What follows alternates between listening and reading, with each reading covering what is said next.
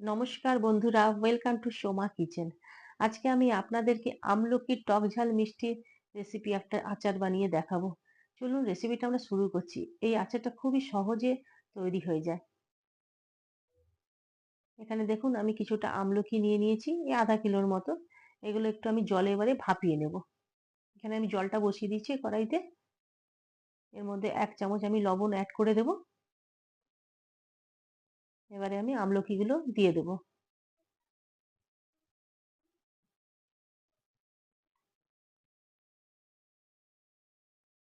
আমলকিগুলোকে ভালো করে জলের মধ্যে ফুটিয়ে নেব, এই 15-20 মিনিটের মতো, তাতেই সিদ্ধ হয়ে যাবে। দেখুন কালারটা চেঞ্জ হয়ে গেছে আমলকির। আর চামচটা দিয়েও চেক করে নেব। দেখুন ভালোভাবে সিদ্ধ হয়ে গেছে। এবার আমি ছেঁকে নেব জল থেকে আমলকিটা। এবার একটা শুকনো খোলাতে আমি ভেজে নেব। 1 চামচ মৌরি, 1 চামচ জিরে, হাফ চামচ সর্ষে আর 1 চামচ গোটা ধনে, একটা শুকনো লঙ্কা।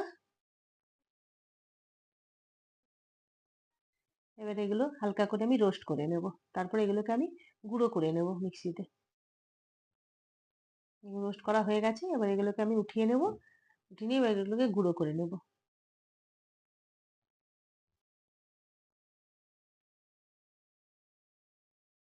আমলকিগুলো দেখুন কি সুন্দর, কোয়াগুলো এবারে আস্তে আস্তে ছেড়ে যাচ্ছে কত সুন্দরভাবে। আর ভিতর থেকে দানাগুলো ভালো একদম সহজেই বেরিয়ে যাচ্ছে।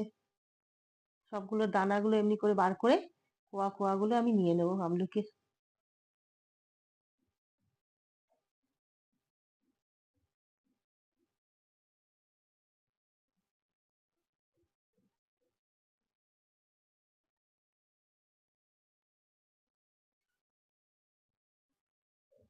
দেখুন সব কোয়াগুলো আমার বার করা হয়ে গেছে আমলকি। দানাগুলো সব বার করে নিয়েছি আমি। এবার এর মধ্যে 1 চামচ হলুদ গুঁড়ো অ্যাড করে দিচ্ছি।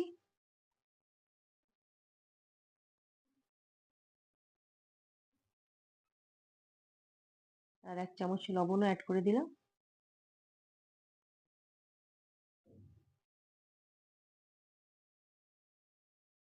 এক চামচের মতো আমি জোয়ান অ্যাড করে দিচ্ছি এর মধ্যে। আর একটুখানি হাফ চামচ আমি কালো জিরাও অ্যাড করে দিলাম। কাশ্মীরি লঙ্কার গুঁড়ো 1 চামচ অ্যাড করলাম।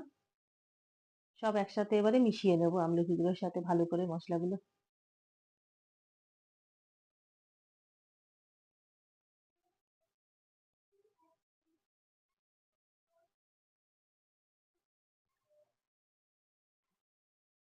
এবার একটা কড়াই আমি বসিয়ে নিয়েছি। এর মধ্যে কিছুটা সর্ষের তেল দিয়ে দেবো।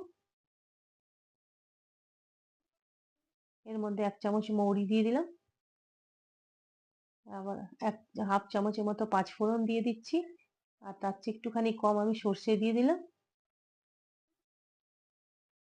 ভালো মতো একটুখানি এটা একটু ফ্রাই করে নেব হালকা। একটুখানি 1 পিঞ্চের মতো আমি হিংও দিয়ে দিচ্ছি।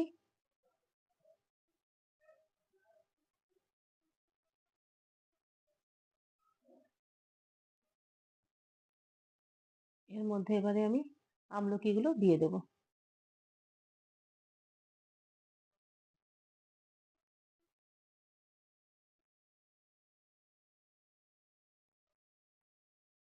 ভালো মতো আমলকিগুলো একটু নাড়াচাড়া করে নেব 2 মিনিটের মতো। এর মধ্যে যে আমি যে মশলাটা গুঁড়ো করে রেখেছিলাম শুকনো খোলায় ভেজে, এই 2 চামচের মতো আমি এর মধ্যে মশলাটা দিয়ে দিচ্ছি। ভালো মতো আমলকির সাথে মিশিয়ে নেব। মশলাটা দিয়ে একটুখানি 2 মিনিটের মতো একটুখানি ভেজে নেব।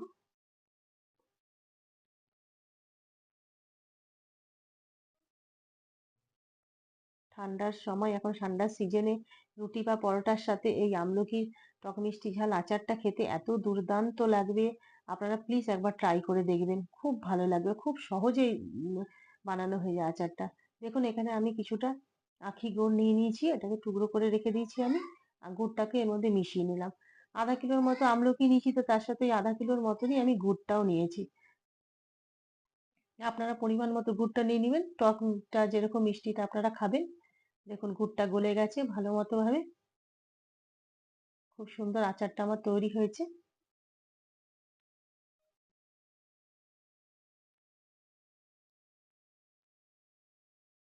একটু শুকিয়ে নেব। খুব বেশি শুকাবো না, কেন ঠান্ডা হয়ে গেলে জমে যাবে গুড়টা। দেখুন আমার হয়ে গেছে রেডি।